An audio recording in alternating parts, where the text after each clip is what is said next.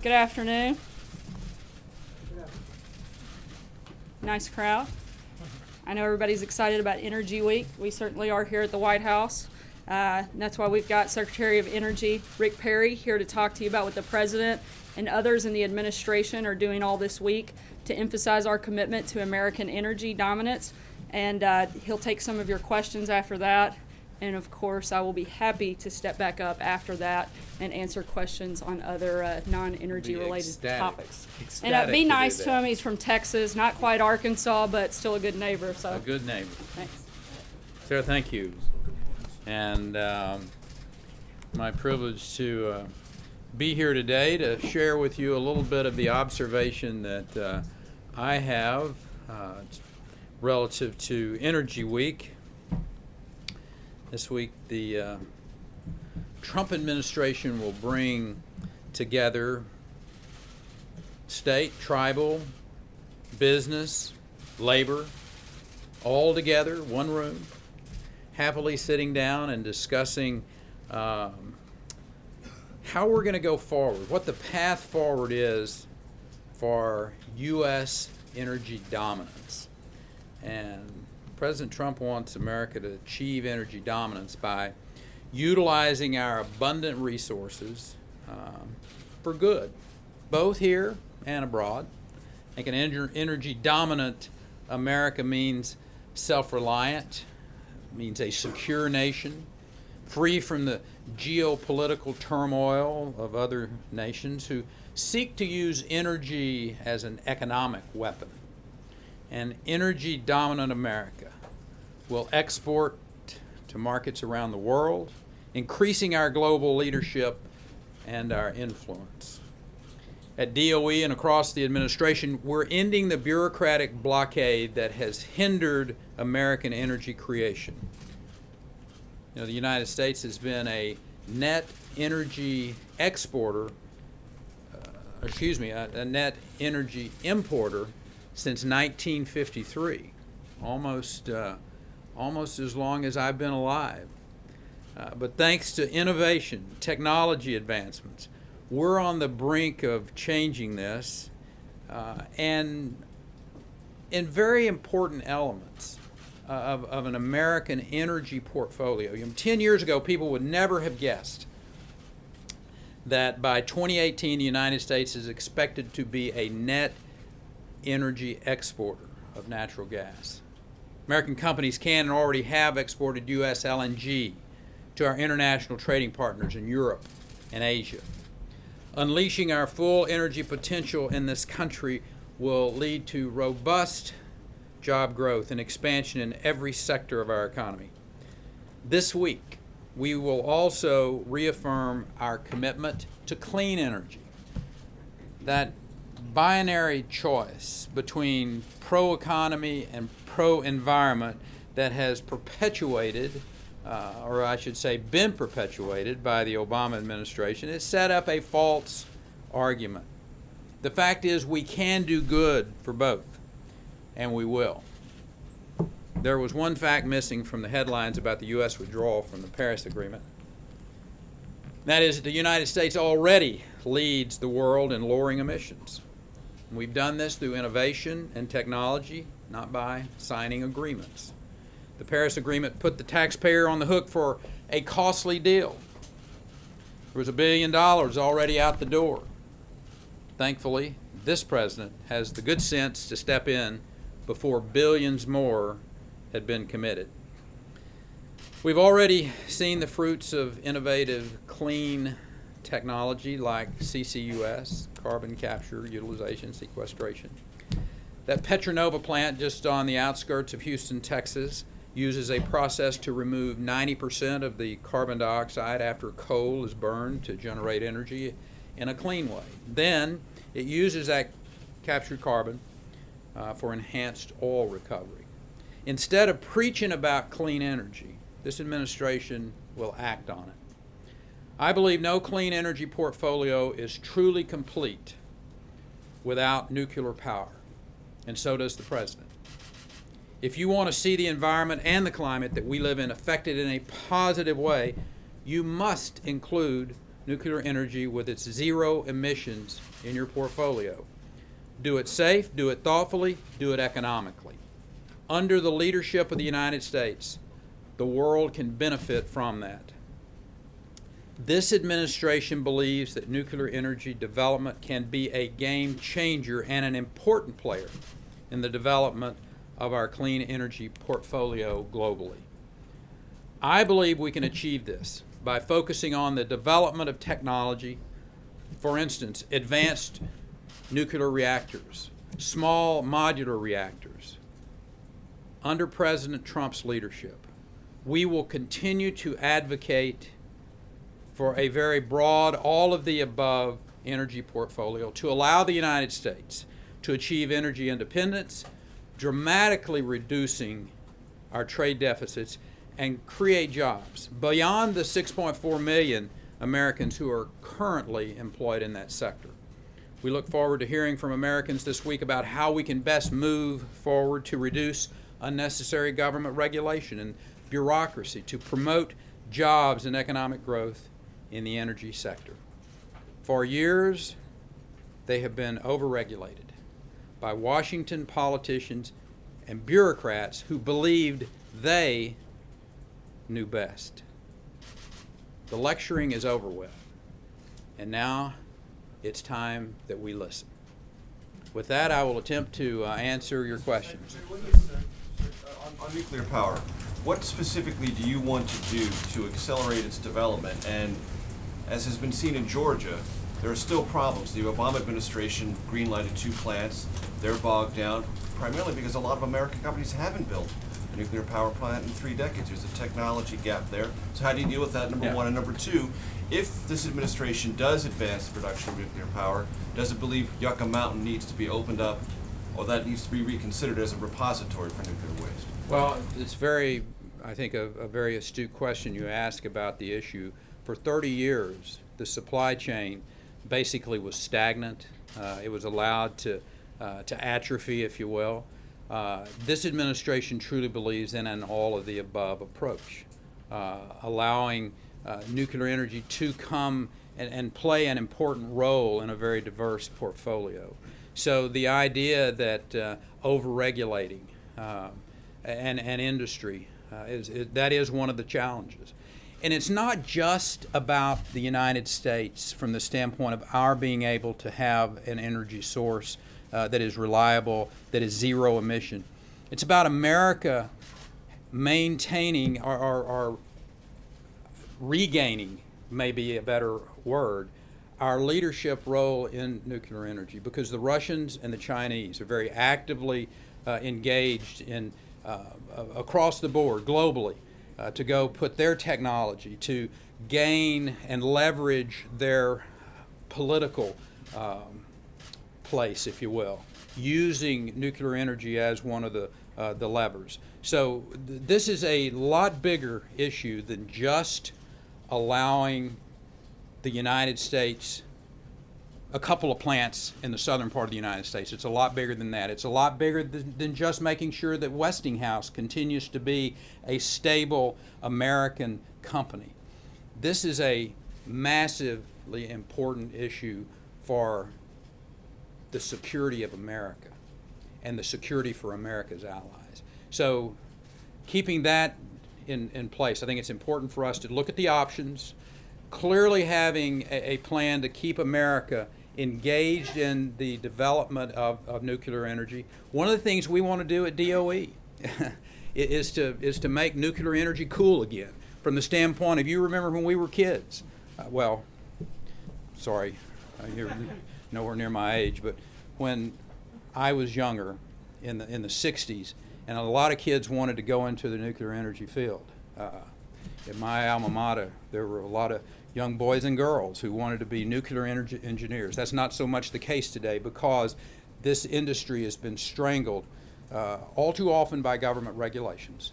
But we need, as a country, I think, to again bring us to that place where the nuclear energy is a part of a portfolio, and to be able to sell it in great truthfulness and honesty about what it can add to America, both from an environmental standpoint and from a security standpoint. What about Yucca Mountain? What about Yucca Mountain? What about Yucca Mountain? Well, you know, we've made no decisions at DOE, nor has this administration, from the standpoint of where we're going to look. Obviously, those are all options, but there's been no decision made about where we'll be going. Yes, sir. Secretary, two questions for you. You mentioned the Paris. Why do you all get two questions? Oh, we like to kind get of as the much game as we we play can. now. You mentioned, gets two, the rest of us get three. you mentioned the Paris Agreement. Do you believe, sir, that climate change is happening and that human activity has made it worse? Here's what I believe, and I'm pretty much on the record, but I love getting the opportunity to talk about it again, is the climate is changing. Man is having an impact on it. I've said that time after time. The idea that we can't have an intellectual conversation about just what are the actual impacts. I mean, as late as this last week, an undersecretary for the Obama administration, Steve Coons, he believes that we need to have a sit down and have a conversation. That the data is not, from his perspective, and obviously he was a good enough scientist to be asked by the Obama administration to come in to be an undersecretary at the DOE. He doesn't think that the science is settled. So why not have a conversation about that? I mean, what is the other side? The people who say the science is settled. It's done. If you don't believe that, you're a skeptic, a Luddite. I don't buy that. I don't think there is, I mean, this is America. Have a conversation. Let's come out of the shadows of hiding behind, your political statements, and let's talk about it. What's wrong with that? And I'm full, well, you know, I can be convinced, but why not? Let's talk about it. Yes, sir. Just hold on, just to finish your thought, though. You said that you do believe that climate change is happening, and you do believe that human activity has contributed to it. So the discussion you're asking for is just what to do about it? Sure. Is that okay? I mean, don't you think we ought to do that? It's not up to me to say whether it's okay. Well, why? I mean, you know, you're an American citizen. You ought to have a part in Secretary, that. thank you. You have a lot of energy. I come from a place with a lot of energy. My one question is on U.S.-India energy relations, which Prime Minister Modi had a discussion here with President Trump. Energy was the major discussion and issues, and also, of course, pending civil nuclear energy between the U.S. and India. Yeah. So can we talk, sir, where do we stand as far as energy is concerned? Because India is still waiting when the U.S. trucks will move as far as nuclear and clean energy is concerned. Well, let me address the global issue of the United States and India and the relationship between the Trump administration and the Modi administration. And I happen to think there was a picture yesterday that I happened to see that I thought was very reflective. And it was of these two individuals embracing each other. And I think that was a clear message around the world that the United States and India are going to be substantially closer. Energy is going to play a very, very important role in that. Last night at dinner, we talked about the three areas of which there will be great back and forth, cooperation, deal making, if you will. One of those is in LNG. The other side of that is in clean coal. Thirdly is on the nuclear side. So there is great opportunity for India and the United States to become even stronger allies, stronger partners, energy being the glue that will hold that partnership together for a long, long time. Yes, sir. Quick question, well, two actually. I knew First it of all, would be. those who... See, our gentleman over here is the only one that had an honest assessment. I have two for you. Just kidding. You had said that it's not binary, that the environment and energy can coexist. But the real question is, as far as fracking and clean coal, there, opponents to that say that, in fact, that it isn't environmentally safe and that fracking and coal are going to destroy the environment. And I'd like to get your comments on that before the second question.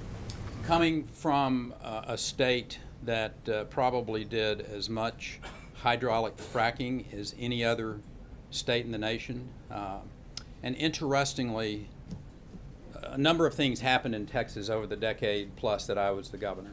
One was there were more jobs created in that state than any other. There were 7 million people added to the population rolls while I was governor. There, arguably, economically, the state led the country. There's also a lesser-known story that you probably don't know about, but I'm going to share it with you.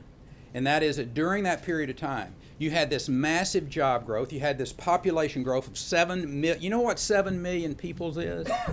That's a lot of pickup trucks on highways. That's a lot of non-point source pollution, correct? Your conventional wisdom would tell you, because of where you are geographically, the latitude, that you're prone, because of that big petrochemical manufacturing capacity along the Gulf Coast, to really drive up ozone levels. So there was a lot of reasons that the conventional wisdom would say you did a really fine job of creating wealth and jobs, but you played hell with the economy, or excuse me, with the environment.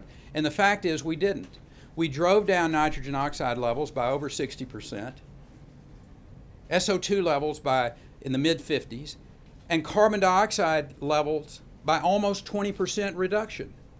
Isn't that our goal? My point is Texas, which is 12th largest economy in the world, did exactly what I said. You can have economic growth and you can have the environment affected in a positive way. It can happen. Okay. Yes, sir. Sorry, Ray, I had a second. Hold on, I had a second question. I wanted to follow up on I'll Jeff. defer if you'll come back to me, sir. Or I'll go ahead if you like. Come back to you. All right, well, I just wanted to follow up. Thanks. I just wanted to follow up on Jeff when he was talking about climate change. Just to be straight, you're saying that Really be straight. as straight as possible. Climate change is a fact, but you want us to have a discussion about exactly what has to be done about the climate change. It's not up for discussion, that part of it. I have no idea what you just asked. I asked you if, all right, to be as straight as possible. Climate change affected So by I'm going to give you man. one more time. You get one more chance to ask this question. Okay? I'm only speaking English. I can try a different one. I want you to All think right. about how you're putting this out here. I'm putting it out this way. You are saying that climate change, man has affected climate change, and the discussion is about what we do with it, not whether or not we've affected it. So going forward, that's resolved. No, what I said was, climate's changing, always has. Man at this particular point in time is having effect on it. How much effect is what's at debate here. And more importantly, what is the United States going to do to affect that? Are we going to sign an agreement with somebody that really doesn't call anybody to making any changes? You look at that agreement and what China and what India are required to do, and they're nothing. How many coal plants? 300 plus coal plants we've built in India. So, I mean, why would we sign on to an agreement that is not holding other people to account and asking us to give $3 billion? I mean, that's the first ante. And the Trump administration said that's nonsense. I agree with them, it's nonsense. Now, can we agree that we ought to have a conversation as a people? Intellectually engaged, not screaming at each other and not saying, standing up in the middle of my speeches and saying you're a climate denier, when the fact is, I just want to have a conversation about this. Isn't that what the scientists have done? No, they haven't, because when you have a scientist like Steve Koonens that stands up and said the science isn't settled yet, I tend to say, okay, well, let's have a conversation and get these guys together. In my Senate committee, I said, let's have a conversation about blue team, red team, get together and talk this over. Okay, you're up. If I can, Secretary Perry, thanks for being here. I want to ask you about coal specifically. The EPA Administrator Scott Pruitt earlier this month said, and he appeared to be quoting the Department of Labor statistics. He said very simply that the U.S. has added almost 50,000 jobs in the coal sector. In fact, the coal portion he was referring to since the fourth quarter. In fact, the coal portion itself has only grown 2,400 jobs, and in the last month, it only grew 400. There are only a total of 51,000 coal jobs in this country right now. So is it misleading Americans? Is the administration misleading Americans about where the real job growth is right now in this industry? I don't think so. And Is I was coal a growth industry? I was governor a long enough period of time that job numbers come and go, they go up and down, back and forth. What this administration wants to do is to send a message across the country and around the world that America is going to use all of its energy resources in a thoughtful, appropriate, and economically feasible way. The coal industry is part of that. When I have conversations with my counterparts in Rome at the G7, when I go to the Clean Coal Ministerial in China at Beijing earlier this month, we talked about coal, and we talked about the opportunity of American coal to be sold globally. So the idea that we're going to be continuing to develop that fossil fuel that's a reality. That's real. We're going to use coal as a producer of energy for years to come. I think the question for us is, are we able to do it in a way that is economically feasible, environmentally sensitive? And I think the answer is yes. Petronova in Houston, a great example of that. So the point is taking that snapshot and saying, okay, this is, a static picture, maybe a little bit unfair. Then following up quickly, if I can, since you get behind the scenes in ways that we don't. During the campaign, you famously said of candidate Trump that his candidacy was a cancer on conservatism. That has nothing to do with energy today. But he's been here for 6 months. So what do you make of it? So Secretary, what do you make of it? You get to see How him. are you? You get to see him in person. What do you Good to make see of? you. You asked. What do you right make here. of his conservatism? It's a simple question, I think. You calling me? Yes, sir. Okay, great. I thought you were talking to Tom. Oh, I was. I was just saying Okay. hi to Tom. He's just a great American. So maybe you can help us resolve something. We've questions have been asked here a lot in this briefing room. The president himself, during the campaign, called climate change a hoax. Have you had that conversation with him? Do you know if he shares your view that in fact the climate is changing and human activity at this point in time is contributing to that change? I have not had that conversation with him. Mr. Secretary, thank you for your time. I want to ask you about your concerns about the electrical grid and what you all are doing to ensure not just its safety, but further growth and development. And on gas prices, are you concerned about the direction they're going? Should American people expect gas prices to continue to fall? So let's get over on the grid. Obviously, the Department of Energy has a both scientific, they have a historic reason to be involved with that. One is that at one of our national labs, we have a test grid of which we are able to go out. One of the reasons that the Department of Homeland Security and DOE is involved with grid security is that DOE operates a substantial grid, a test grid, if you will, where we can go out and actually break things. We can infest it with different viruses and what have you to be able to analyze how we're going to harden our grid so that Americans can know that our country is doing everything that it can to protect, defend this country against either cyber attacks that would affect our electrical security or otherwise. So the ability for us to be able to continue to lead the world. I mean, I think we all know the challenges. I mean, we saw the reports as late as today of what's going on in Ukraine. And so protecting this country, its grid, against not just cyber, but also against physical attacks, against attacks that may come from Mother Nature, weather-related events, all of that is a very important part of what DOE, DHS is doing together. What was your second? Gas prices? I'm not in the business of trying to tell people what's going to happen on gas prices. I mean, it's they may go up, they may go down, just like they've always done. Our job is to make sure that America has a diverse energy portfolio, so that we have as many options as we can have.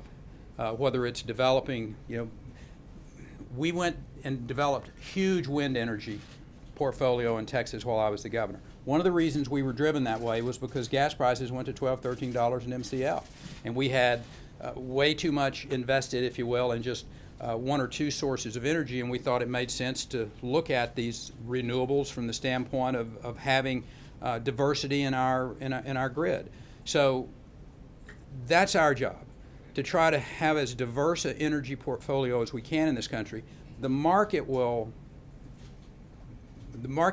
manage the cost of gasoline. Supply and demand will work.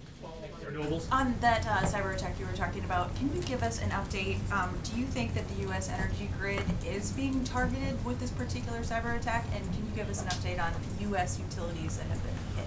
Listen, I don't have any reason to be different from you that think and know that there are cyber actors out there, cyber terrorists. They may or may not work with nation states. They may be lone type ranger attackers, if you will, that would try to get in to hold companies, countries hostage in some form or fashion. So, whether it's a particular country, I don't have any reason to point at one country and say this one is, we know that they're involved in certain places in the world. They're out there.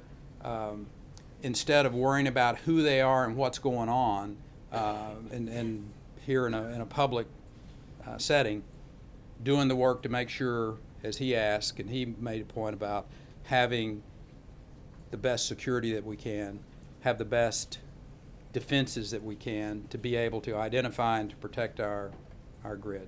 Have U.S. utilities been hit? Thank you. You've mentioned the Paris Climate Agreement a number of times. President Trump said he wanted to get a better deal. Has he or you or anyone in this administration begun that process? And do you think it's possible, given that a number of leaders have said it's a deal that can't be renegotiated? I'm pretty sure the President of the United States wakes up every day thinking about how to get a better deal in a host of different things. Specifically to that, I've never said, Mr. President, let's talk about what the better deal is. With that said, I don't have a problem whether it was renegotiation of NAFTA, which some of you have been around here long enough to know that I was involved with the original NAFTA negotiations, and I think, renegotiate the deal, get a better one. That's what President Trump does. That's his mindset, and I think our allies and those that may not be our allies need to understand that that's where we're going to be coming from. On Renewables, Mr. Secretary, you mentioned that you did this work in Texas. What do you see as the role you've mentioned at greater length, whether it's fracking or clean coal, as you cited it, or nuclear? Where do you see the role for renewables moving forward from this administration? I think the renewables are proving themselves to be a valuable part of a diverse portfolio. So I full well expect solar and wind and maybe some forms of energy that we don't even know yet. That and one of our extraordinary national labs is being looked at right now that may give us some potentials that we don't even realize we have. Yes, ma'am, right in the middle. Peter's question about jobs, because that's where a lot of the jobs are happening now, especially seeing solar and wind. So do you see this as a growth for the American job market? Sure. Sir, I want to go back to a piece that really has not been talked about, the issue of coal. There are some critics who are saying this administration wants to make coal great again. Talk to me about and us about your plans with coal. It is basically being wanted by many countries around the world, and we still have yet to figure out a clean enough use for it as you're dealing with climate change issues. Well, I'm not sure if I agree with your observation that we haven't figured out a clean use for coal yet from the standpoint. Clean it. Well, there's some that you can't make it clean enough. So, I guess that's who I'm referencing to. But when you can take 90% and upwards of the CO2 out of the air when you're burning coal, I don't know how high you have to raise the bar to make some people happy. With that said, let me share with you some of the things that we're seeing in our national labs. For instance, being able to coal is the root source of rare earth minerals, and if we hadn't done this work on clean coal technology, we would not have realized that there are ways that we can extract these rare earth minerals out of coal and coal ash. And so, again, I ask people to be open-minded about innovation. You all remember 15 years ago, and we were hearing this fellow travel around the country giving a speech about peak oil. We had found all the oil there was. Sarah, your dad and I went to lots of Republican governors' meetings, and one of them, this guy came and gave the speech, and he said, we've found all the fossil fuels, all the oil and gas has been found, it's a downward slope. That's a fact. Settled science may have been his word. I don't recall that, but he might have said that. That was the point, though, that all the oil and gas had been found. Except George Mitchell didn't read that, didn't believe that.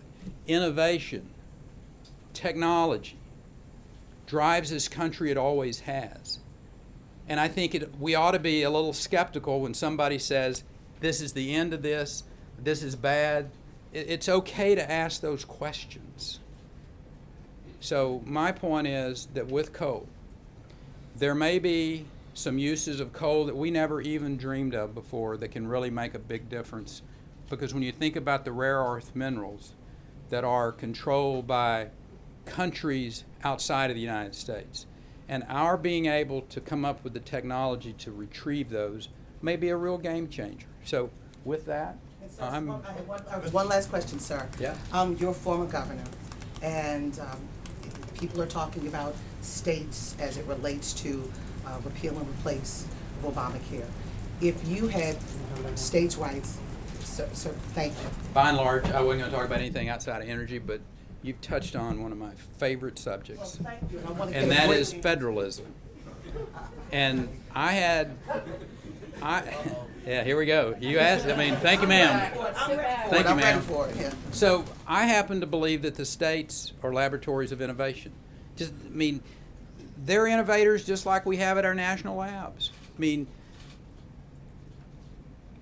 Governors, I think, have within their states and their bright young people who work with them in the private sector, they will come up with ways to deliver health care that can put more people under coverage for less money and give options to their citizens.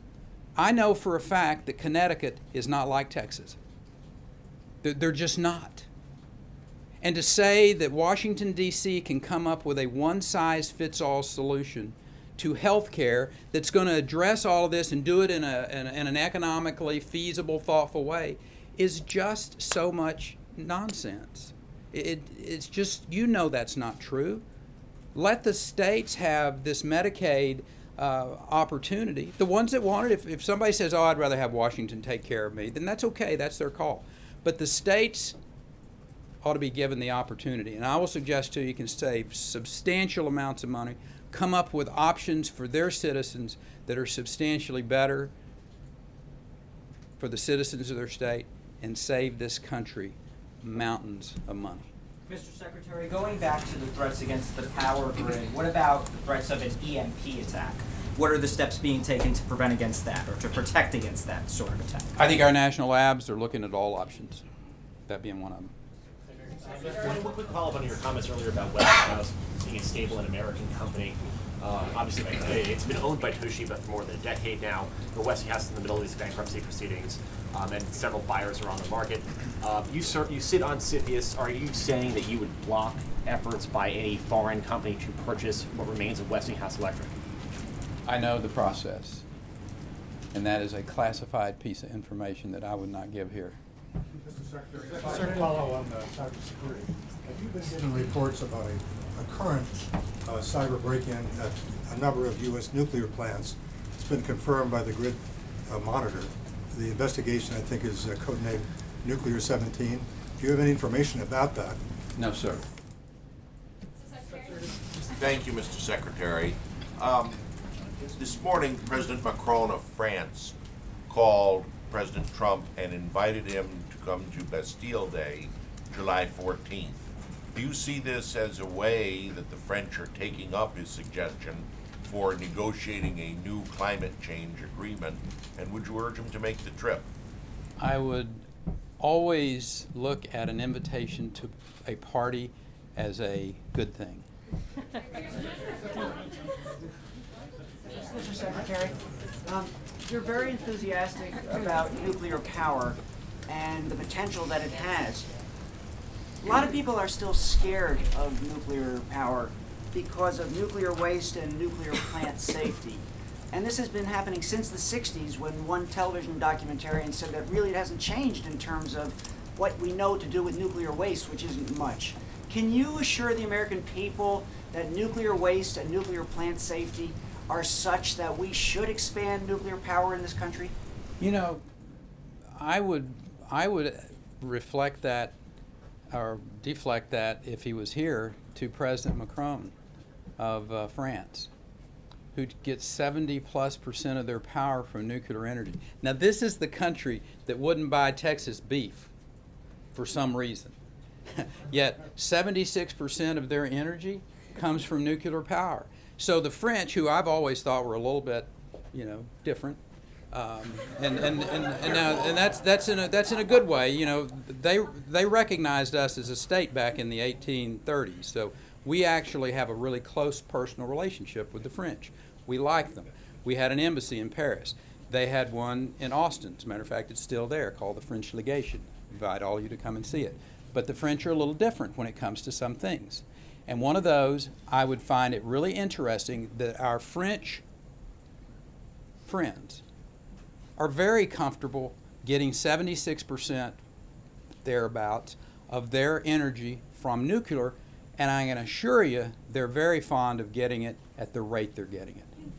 Question about Yucca Mountain, please. Yucca Mountain question, please. One right over here. last Yeah. question. Oh, I've been so bad to this side. You're it. You're the last question. Thank you. Yes, sir. Secretary, thank you. You mentioned federalism, the power of governors. Recently, as you know, the Trump administration has scrapped the Clean Power Plan, which was hampering many states. Now you've got governors, who you just said have certain authority. You've got governors that are saying, we're going to go ahead and institute the Clean Power Plan in our states anyway, regardless of what the EPA says. Doesn't that put those states at a tremendous economic disadvantage? And what would be your message, sir, to those governors? I think governors and their citizens need to be given that right to make those decisions. I said many times that I thought that Colorado was wrong in allowing for the use of marijuana, which they've decided to do. But that's their call. I will defend that right robustly. But that ought to be their call. I mean, if they want to put it, Jerry Brown, we were together in China at Beijing for the Clean Energy Ministerial. We saw each other, shook hands, walked as we were going by. Jerry's decided he wants his state to be involved with the Paris Agreement, however that works, which is fine. That's his call. Texas will still be there to take any businesses that would like to relocate. And that's the beauty of all of this. Allow America to be competitive. Allow Americans to pick and choose where they want to live, under what types of governments, and we'll figure it out. But this idea that we're going to have one size fits all out of Washington, D.C., one of the reasons I came to serve with President Trump was because I knew he believed in that. And he believes in competition. And the future of America is brighter because we have a president who believes in American exceptionalism, America competition, and making America great again. Thank you. Thank you. Please come back. Come on back, yeah. I don't think anybody will question whether or not Secretary Perry's a high energy guy, that's for sure. Great guy, wrong football team, but that's probably for another day. On top of Energy Week and everything that Secretary Perry and other cabinet members have on the agenda for that, we've got a full schedule of events and actions from the President's cabinet today on everything from global human trafficking to assistance funding for small communities. This morning, Ivanka Trump joined Secretary Tillerson at a State Department event releasing the 2017 Trafficking in Persons Report. As Ivanka said this morning, human trafficking is a human rights issue. that affects millions, and this report is an important tool for the administration to combat this tragic problem. The full report is available on the State Department website. I encourage you guys to take a look. Also this morning, the Department of Veterans Affairs Secretary Shulkin hosted a meeting of robotics experts for a robotics and healthcare roundtable. The VA is embarking on the largest transformation and modernization effort in recent history, and part of that will be developing a robust robotics program within the department. Yesterday, the Interior Department announced a record $464.6 million allocation to help small communities, further demonstrating the Trump administration's commitment to all Americans. In states like Utah, which received nearly $40 million, and Nevada, which received $26.2 million, these investments are an important part of the federal government's role as land manager and neighbor to local communities, including many of those that play a big role in feeding and powering our nation. Many of these small communities in states like Nevada are also being hit particularly hard as healthcare insurance premiums rise and insurers flee their Obamacare exchanges. It's because of the people who will have no choice for themselves or their families that it's so critical that the Senate votes to repeal and replace Obamacare. Every day a new announcement is made that puts health insurance out of reach for thousands of Americans, whether insurers are hiking up rates or leaving markets entirely. Today, the Vice President is on the Hill to attend the Senate policy lunch and hold additional meetings, and he'll be hosting senators at dinner tonight in his residence. Both the President and the Vice President are fully engaged with the Senate and are helping to create a consensus that will push this bill over the finish line. As Sean said yesterday, the President talked extensively with several Republican members over the weekend, including Senators Cruz, Paul, Capito, and Johnson. He spoke to Senator McConnell this morning, and he's invited all Republican senators to the White House later this afternoon to continue these discussions. The President is optimistic that Republicans will live up to the promise that they've been making to the American people for 7 years by repealing and replacing Obamacare. I know you guys are probably a little bit tired since we've been here a while, so you want to skip on the questions? Figured it was worth a shot. And with that, I'll take your questions. Charlie? Recently, Breitbart News challenged the accuracy of the CNN story, and afterwards it was retracted, deleted, and the editors responsible were fired, as well as the network apologized for the story. One of the targets of the story accepted the apology. The President went on Twitter this morning and repeated that CNN was fake news. Why isn't their response good enough for the President? I don't know that it's that the response isn't good enough for the President. I think it's the constant barrage of fake news directed at this President probably that has garnered a lot of his frustration. You point to that report. There are multiple other instances where that outlet that you referenced has been repeatedly wrong and had to point that out or be corrected. There's a video circulating now, whether it's accurate or not. I don't know, but I would encourage everybody in this room and frankly everybody across the country to take a look at it. I think if it is accurate, I think it's a disgrace to all of media, to all of journalism.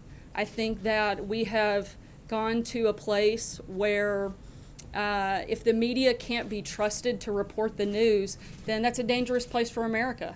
And I think if that is the place that certain outlets are going, particularly for the purpose of spiking ratings, and if that's coming directly from the top, I think that's even more scary and certainly more disgraceful. And I hope that that's not the direction we're headed. I hope that outlets that have continued to use either unnamed sources, sometimes stories with no sources at all. We've been going on this Russia-Trump hoax for the better part of a year now with no evidence of anything. Things like the success at the VA barely get covered. They may get covered for an hour at a time, but this story gets covered day in, day out. And I think America is frankly looking for something better. They're looking for something more, and I think they deserve something better from our news media. Does the President actually expect us not to report on stories of a foreign country trying to influence the presidential election? I don't think it's that it's expected that you're not to report on, again, actual news if there's something there. But again, I think that there are a lot of things happening in this world that frankly a lot of people would like to hear about, whether it's job growth, whether it's deregulation, whether it's tax reform, health care. I think a lot of those things deserve a lot more coverage than they get. And all we're saying is, you know, I think that we should take a really good look at what we are focused on, what we are covering, and making sure that it's actually accurate and it's honest. If we make the slightest mistake, the slightest word is off, it is just an absolute tirade from a lot of people in this room. But news outlets get to go on day after day and cite unnamed sources, use stories without sources, have, you mentioned the Scaramucci story where they had to have reporters resign. Come on, you're inflaming everybody right here, right now with those words. This administration has done that as well. Why in the name of heavens? Any one of us, right, are replaceable, and any one of us, if we don't get it right, the audience has the opportunity to turn the channel or not read us. You have been elected to serve for 4 years at least. There's no option other than that. We're here to ask you questions. Right. You're here to provide the answers. And what you just did is inflammatory to people all over the country who look at it and say, see, once again, the president is right and everybody else out here is fake media. And everybody in this room is only trying to do their job. Well, I disagree completely. First of all, I think if anything has been inflamed, it's the dishonesty that often takes place by the news media. And I think it is outrageous for you to accuse me of inflaming a story when I was simply trying to respond to his question. Kevin. Thank you, Sarah. I just rapid fire because I know we've had a bit of a long briefing here. Would it be fair to, let me ask you this way, how would you describe the president's mood on health care? Concerned, still encouraged, and what did you make of the CBO score, if you talked to him about that? And then secondly, I want to ask you about the warning to Syria.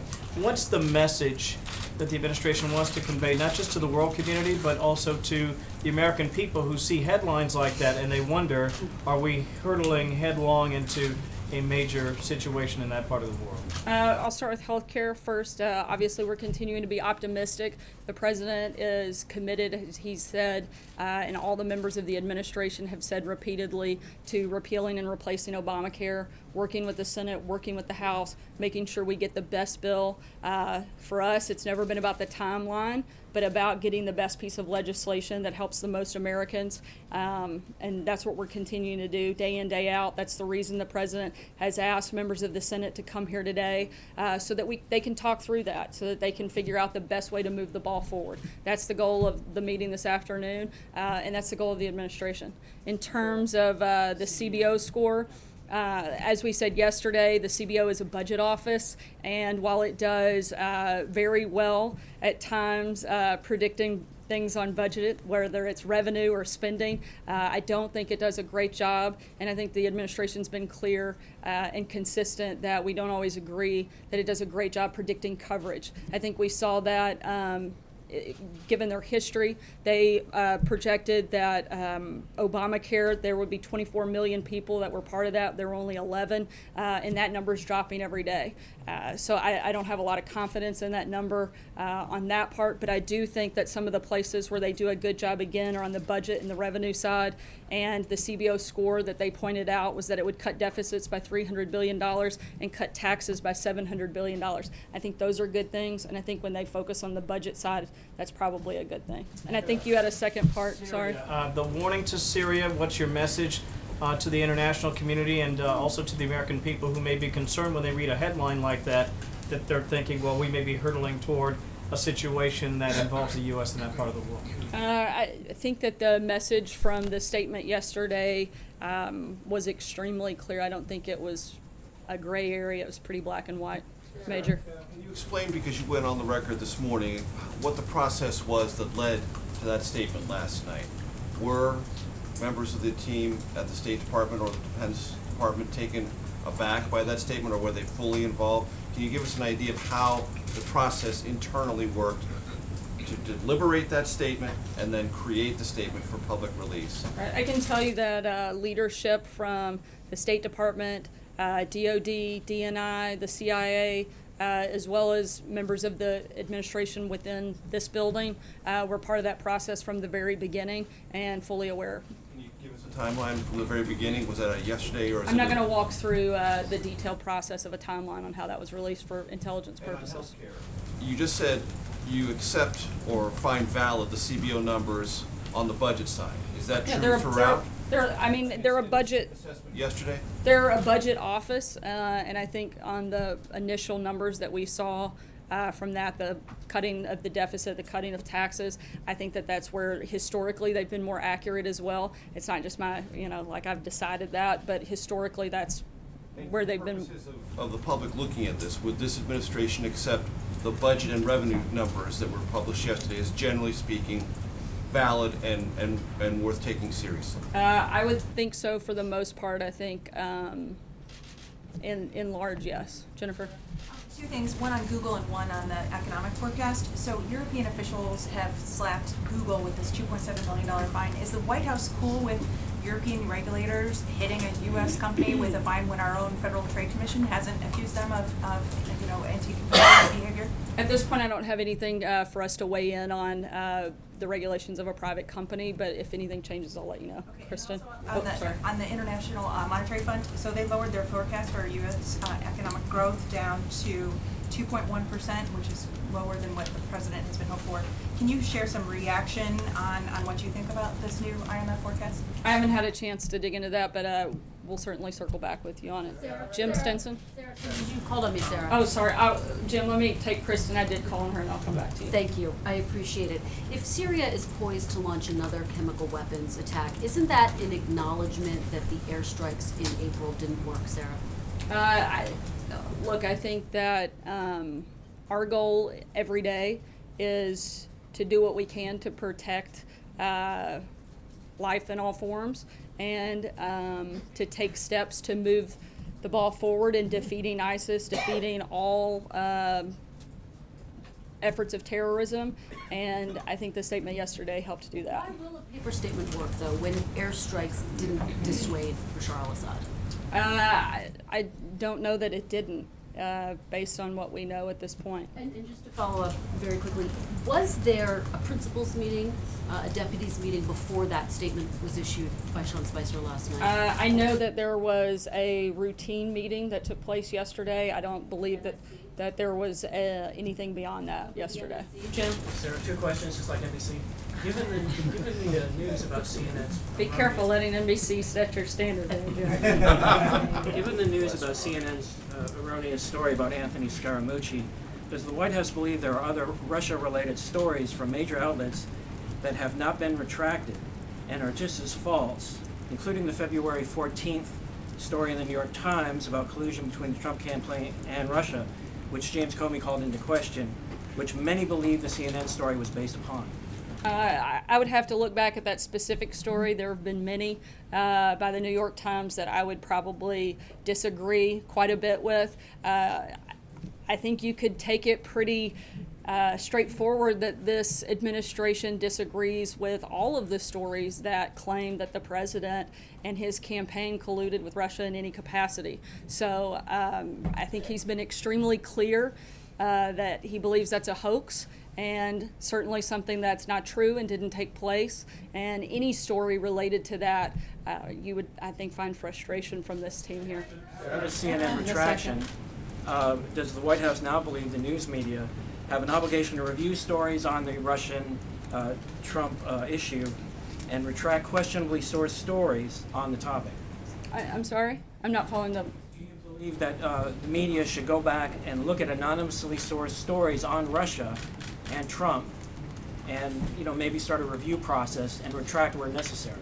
I think that'd be a great idea. I certainly don't think that you would get arguments from us if there were retractions from outlets on fake stories. But I also think that, there's a moment where we can all do better.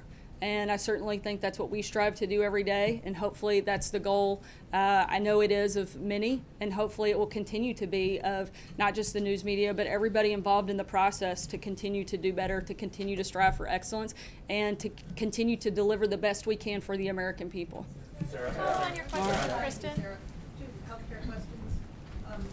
Okay, so you accept the budgetary calculations of the CBO, but not the projections on how many people would be insured. What about their projections on what would happen to premiums and deductibles? Is that something you accept or not accept? I mean, I think they said yesterday that the premiums would go down roughly 30% by 2020. That seems, based on what we've done internally, pretty consistent. So. For people of certain incomes, they would go way up. So you only accept them if they go down. No, but I think in general and largely they predicted that they'd go down 30% by 2020. Okay, and then another question. The president promised that his health care plan would not have cuts to Medicaid. Does he believe that a family of four making $60,000 makes too much money to qualify for Medicaid? In other words, that that's just too high an income to be getting Medicaid? I don't know about a specific level breakdown. And again, there's a reason he's bringing senators over here today to talk through. We know there's going to be changes. We know there's going to be adjustments. The thing that the president was committed to is making sure that anybody that currently receives Medicare, that's not Medicaid, that's not touched. And that is consistent with what's in the bill, and that'll continue to be what he fights for. Does he believe, he said the House bill was too mean. Does he believe that the Senate bill is less mean, as mean, more mean? Like, what does he think? I honestly haven't asked him whether or not he thinks the Senate bill, the mood of it yet, but I'll check on that tomorrow and get back to you. Thanks, guys, so much. Have a good day.